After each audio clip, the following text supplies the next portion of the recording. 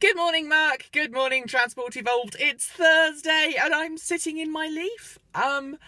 Forgive the strange, unusual location for today's Transport Evolved thought of the day, but I'm having new windows fitted in my house and they're making lots of noise and banging and stuff. So filming in my car is the best you're going to get. Sorry. I really enjoyed your comments on the idea of extending the range of an EV, and you're right, not everyone will understand the idea of a battery hybrid, but I think the idea of putting something in as a temporary measure would totally rock.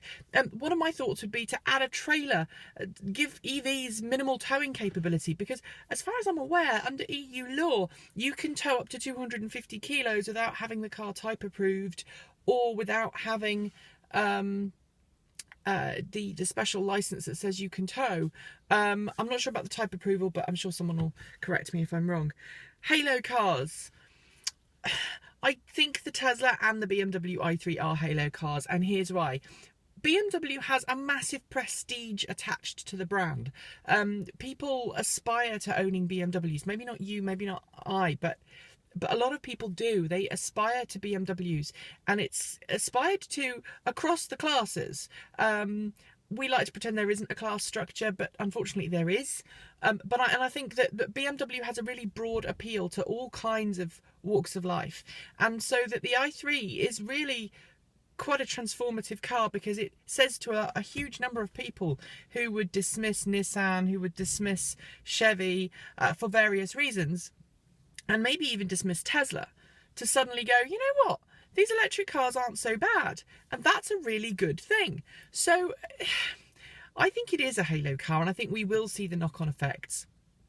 Tesla more so, of course, and when it just gets exposure in national press and people talk about the Tesla Model S and the i3, that's where the big halo car effect comes from.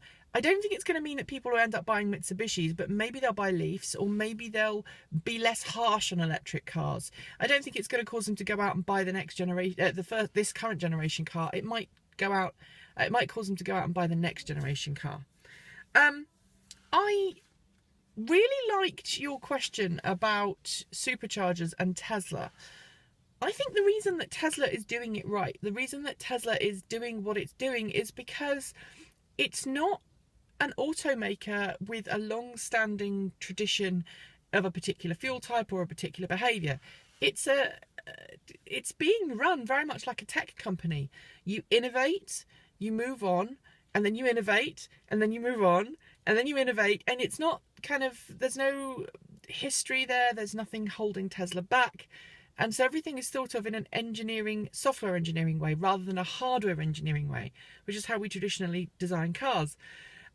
Redundancy in a server cabinet, for example, is something that you don't think of twice. But, you know, we don't seem to be thinking about it in that way when it comes to charging infrastructure.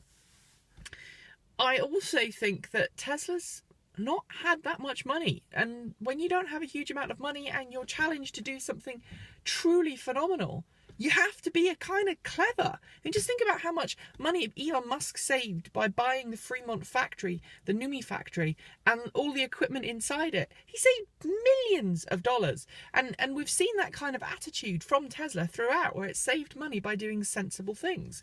But what do I want to talk to you about today, Mark?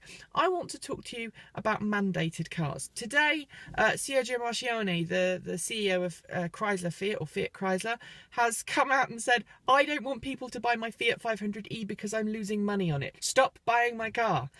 He's a well-known vocal opponent of electric cars in general. He's very clear that Fiat made that car because they had to. And, Toyota's not making cars for much longer, electric cars for much longer. And my question to you is, should we mandate that automakers make electric cars, or should we just let the ones who really want to make them and grab the market share? I'd be interested to see what you think. Have a great day. I will see you on Monday with new windows. And by the way, I'm in my car and it's all logoed up. Yay! Bye, Mark. Bye, Transport Evolved.